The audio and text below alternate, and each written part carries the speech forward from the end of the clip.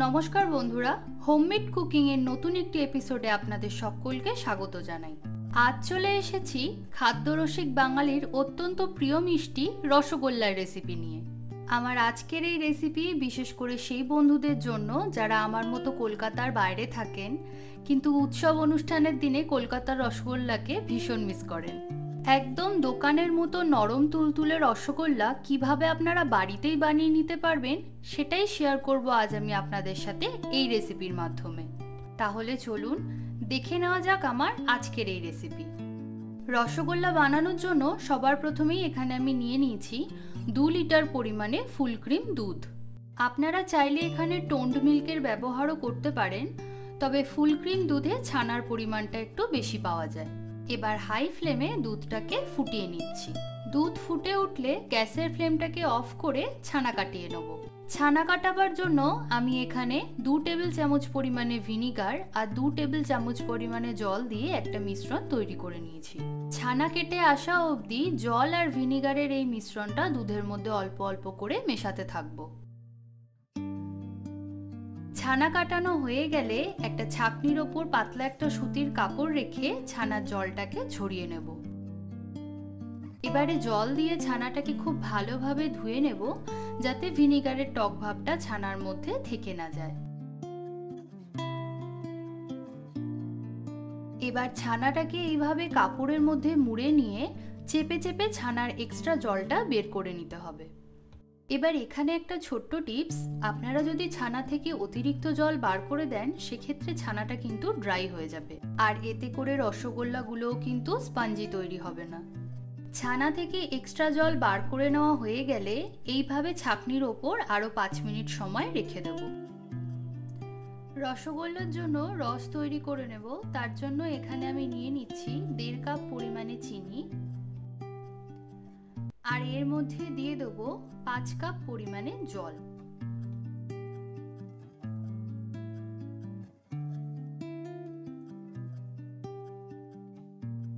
চিনিটাকে জলের সাথে একবার ভালো করে মিশিয়ে নেব।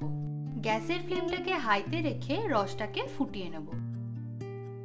অন্যদিকে ছানাটাকে মেখে নেওয়ার জন্য একটা থালার মধ্যে জল ঝরানো ছানাটা নিয়ে নিচ্ছি। ছানাটাকে এইভাবে হাত দিয়ে ভালো করে ভেঙে নেব। আশা করি আপনারা বুঝতে পাচ্ছেন ছানাটা কতটা নরম তৈরি হয়েছে। এবারে ছানাটাকে একদম মিহি করে মেখে নেওয়ার জন্য হাতের তালু দিয়ে আপনাদের ছানাটাকে এইভাবে সামনের দিকে প্রেস করে করে মেখে নিতে হবে। খুব বেশিক্ষণ সময় ধরে ছানাটাকে মাখবেন না, এতে করে ছানার মধ্যে থাকা তেলটা বেরিয়ে আসবে আর রসগোল্লাও শক্ত তৈরি হবে। 5 থেকে 7 মিনিট ডলে ডলে ছানাটাকে মাখার পরে আমাদের ছানাটা বেশ মিহি হয়ে এসেছে। এবার এই স্টেজে এর মধ্যে আমি দিয়ে দিচ্ছি 1 টেবিল চামচ পরিমাণে চিনি, ফ্লেভারের জন্য দিয়ে দিচ্ছি 1/2 টিস্পুন পরিমাণে এলাচ গুঁড়ো আর বাইন্ডিং এর জন্য দিয়ে দিচ্ছি 2 চা চামচ পরিমাণে ময়দা। এবার এই সব কিছুর সাথে ছানাটাকে আবারও খুব ভালো করে মেখে নেব। ছানাটা যখন দেখবেন ঠিক এইভাবে থালা থেকে আস্তে আস্তে ছেড়ে আসছে তখনই বুঝবেন ছানাটা আপনাদের পারফেক্টলি মাখা হয়ে গেছে। এবার সবার প্রথমে ছানা থেকে এরকমভাবে আমি ছোট ছোট করে পোর্শন কেটে নেব। যেরকম সাইজ আপনাদের ইচ্ছে আপনারা সেই অনুযায়ী এখানে ছানার পোর্শনগুলো কেটে নিতে পারেন।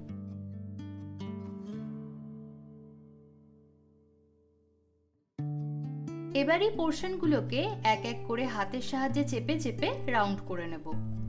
এই সময় খেয়াল রাখতে হবে ছানার বলগুলোর মধ্যে যেন কোনো রকমের ক্র্যাক না থাকে। রসগোল্লাগুলো শেপ দেওয়ার সময় যদি দেখেন ছানার বলগুলোর মধ্যে ক্র্যাক আসছে তাহলে সেক্ষেত্রে ছানার মিশ্রণটাকে আপনাদের আরও একবার মেখে নিতে হবে। ছানার বলগুলোর মধ্যে যদি কোনো রকমের ক্র্যাক থেকে যায় তাহলে রসগোল্লাগুলো রসে ফোটানোর সময় ভেঙে যেতে পারে। 2 লিটার পরিমাণে গরুর দুধ থেকে আমার এখানে মিডিয়াম সাইজের 24 পিস রসগোল্লা তৈরি হয়েছে।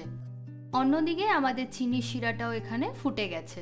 ছানার বলগুলো রসে ছাড়ার আগে খেয়াল রাখতে হবে গ্যাসের ফ্লেমটা যেন একদম হাইতে থাকে। কড়াইয়ের সেন্টারে যেখানে সবথেকে বেশি বাবলস আসছে রসগোল্লাগুলো আপনাদেরকে সেখানেই ছাড়তে হবে, তাহলে রসগোল্লাগুলো ছাড়ার পর আর কড়াইয়ের গায়ে লেগে যাবে না। রসগোল্লাগুলো ছাড়ার পর এইভাবে একবার হালকা হাতে নাড়াচাড়া করে নিচ্ছি। খুব বেশি নাড়াচাড়া করার প্রয়োজন নেই, এতে করে রসগোল্লাগুলো ভেঙে যেতে পারে। এবারে হাই ফ্লেমেই ঢাকা দিয়ে 15 মিনিটের জন্য রসগোল্লাগুলোকে কুক করে নেব। মিনিট 15 পর ঢাকা খুলে আমি আপনাদের দেখাচ্ছি। দেখুন রসগোল্লাগুলো সাইজে কতটা বড় হয়ে গেছে। ছানার মিশ্রণটা সঠিকভাবে মাখার কারণে এখানে একটা রসগোল্লাও ভেঙে যায়নি। গ্যাসের ফ্লেমটাকে মিডিয়ামে করে আবারও ঢেকে মিনিট 20 সময়ের জন্য রসগোল্লাগুলোকে ফুটিয়ে নেব। আমাদের রসগোল্লা একদম পারফেক্টলি তৈরি হয়ে গেছে। এবারে গ্যাসের ফ্লেমটাকে অফ করে 2 থেকে 3 ঘন্টার জন্য রসগোল্লাগুলোকে এইভাবেই রেখে দেবো। সব থেকে ভালো হয় যদি আপনারা 7 থেকে 8 ঘন্টা রসের মধ্যে রসগোল্লাগুলো রেখে দিতে পারেন, তাতে করে রসগোল্লাগুলো খুব ভালোভাবে রসটাকে অ্যাবজর্ব করে নিতে পারবে। 8 ঘন্টা পর আমাদের রসগোল্লাগুলো সার্ভ করার জন্য একদম রেডি। আমি এখানে আপনাদের একটা রসগোল্লা ভেঙে দেখাচ্ছি। দেখুন রসগোল্লাগুলো কত সুন্দর রস অ্যাবজর্ব করে নিয়েছে আর কতটা সফট তৈরি হয়েছে। তাহলে এই নববর্ষে আপনারাও বাড়িতে বানিয়ে ফেলুন খুব সহজে এই রসগোল্লার রেসিপি। আমার আজকের রেসিপি যদি আপনাদের ভালো লেগে থাকে তাহলে ভিডিওটিতে একটি লাইক করে সকলের সাথে শেয়ার করবেন। আর আমার চ্যানেলে যদি নতুন বন্ধু হয়ে থাকেন তাহলে চ্যানেলটিকে সাবস্ক্রাইব করে নেওয়ার অনুরোধ রইল। সবাই ভালো থাকবেন, সুস্থ থাকবেন। দেখা হচ্ছে নতুন একটি রেসিপি নিয়ে।